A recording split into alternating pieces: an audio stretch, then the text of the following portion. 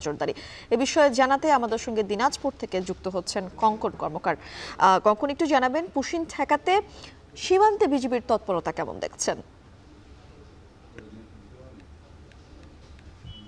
মিম, আপনি জানেন যে গতকাল সারাদিনই নওগাঁর ধামইরহাট থেকে শুরু করে পঞ্চগড়ের তেঁতুলিয়া পর্যন্ত কিন্তু পুশিনের তৎপরতা কিন্তু বেশ ছিল।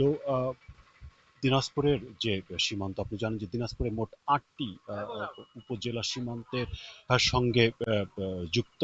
এই দিনাজপুরে কিন্তু বিজিবি একটি সেক্টর সদর দপ্তর এবং ২টি ব্যাটালিয়ন কিন্তু কাজ করছে। তারাও কিন্তু বসে নেই। সীমান্তর যে উপজেলাগুলো, সেগুলোই কিন্তু সবগুলো উপজেলাতে কিন্তু বিজিবি কিন্তু সক্রিয়ভাবে কাজ করছে। তারা কিন্তু গত কয়েকদিন ধরেই রাত জেগে এবং দিনেও কিন্তু তারা কাজ করছে। এবং আপনি জানেন যে দিনাজপুরে বেশ কয়েকটি নদী সীমান্ত আছে, সেখানেও কিন্তু বিজিবি সক্রিয়ভাবে কাজ করছে এবং তারা এই পুশিন তৎপরতা ঠেকাবার জন্য তারা কিন্তু আহ, যেহেতু বিজিবির পক্ষে এটি একা ট্যাকেল করা সম্ভব না, তারা কিন্তু এলাকার যে জনগণ আছে তাদেরকেও কিন্তু এই এই কর্মকাণ্ডের সঙ্গে তারা সংযুক্ত করছেন, যারা তারা তাদেরকে নিয়ে এই পুশিন তৎপরতাকে সক্রিয়ভাবে মোকাবেলা করতে পারেন। গত কয়েকদিন ধরেই কিন্তু বিজিবি দিনাজপুরের যে প্রায় বলা যায় যে ১০০ কিলোমিটারের উপরে কিন্তু সীমান্ত এলাকা, এখানে কিন্তু তারা সীমান্ত এলাকায় যে জনগণ আছে তাদেরকে সক্রিয় করে তাদেরকে কিন্তু মোটামুটি বলা যায় বিভিন্ন জায়গায় উঠান বৈঠক করছেন, কথাবার্তা বলছেন, কিভাবে এই পরিস্থিতি মোকাবেলা করতে হবে সেটি তারা করছেন।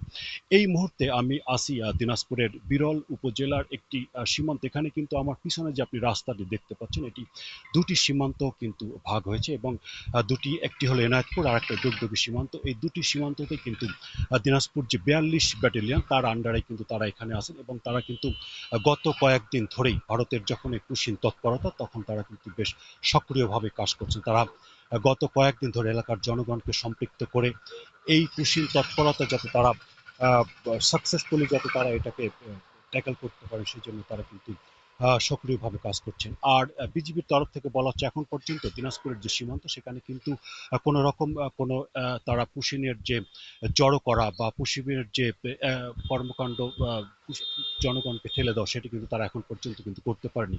তো এই ছিল মিম দিনাজপুর থেকে বর্ডার। দিনাজপুর একই খবর জানতে নওগাঁয়ের সহকর্মী আব্বাস আলীর কাছে। আব্বাস, সীমান্তে এখন কেমন পরিস্থিতি বিরাজ করছে এবং নতুন করে পুশিনের চেষ্টা হয়েছে কিনা?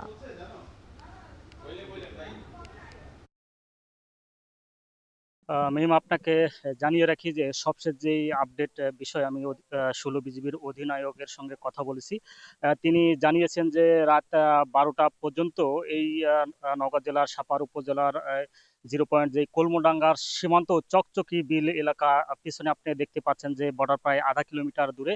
এই চকচকি বিলের একটি গাছের নিচে এই যে ১৭ জন যারা ভারত থেকে এসেছিল তারা অবস্থান করছিল রাত ১২টা পর্যন্ত। এরপর রাত ১২টার পর ভারতীয় যেই সীমান্তে যে লাইট ছিল সেই লাইটটি বন্ধ হয়ে যায়। প্রায় ১.৫ ঘন্টার মতো এই লাইটটি বন্ধ ছিল। এই সময়ের মধ্যে কোনো এক সময় আবারও তারা ফিরে গেছে, এমনটাই মনে করছেন বিজিবির অধিনায়ক। এবং স্থানীয়দের সঙ্গে কথা বলে আমরা যেমনটি জেনেছি যে তারা বলছেন যে কখনোই আসলে দীর্ঘ সময় ভারতের এই সীমান্তের লাইটগুলো বন্ধ হয় না, যদিও বিদ্যুৎ চলে যায় প্রায় ১ থেকে ১.৫ মিনিট স্থায়ী থাকে, এরপর আবার সেই লাইটটি জ্বলে ওঠে। কিন্তু গতকাল তারা ব্যতিক্রম একটি বিষয় লক্ষ্য করেছেন যে প্রায় ১.৫ ঘন্টার মতো সীমান্তের লাইট বন্ধ ছিল এবং এই সময়ের মধ্যে তারা ফিরে গেছে, এমনটাই ধারণা করা হচ্ছে। আরেকটি বিষয় আপনাকে জানিয়ে রাখি যে গতকালের যে বিষয়টি ছিল আর কি, ১৬ বিজিবির এই যে সাপাহার কলমুডাঙ্গা সীমান্তের ২৩৭ পিলার, এই যে পিছনে যেই ব্রিজ রয়েছে, এই ব্রিজের নিচ দিয়ে ১৭ জন, অর্থাৎ ৬ জন নারী, ৬ জন পুরুষ এবং বাকি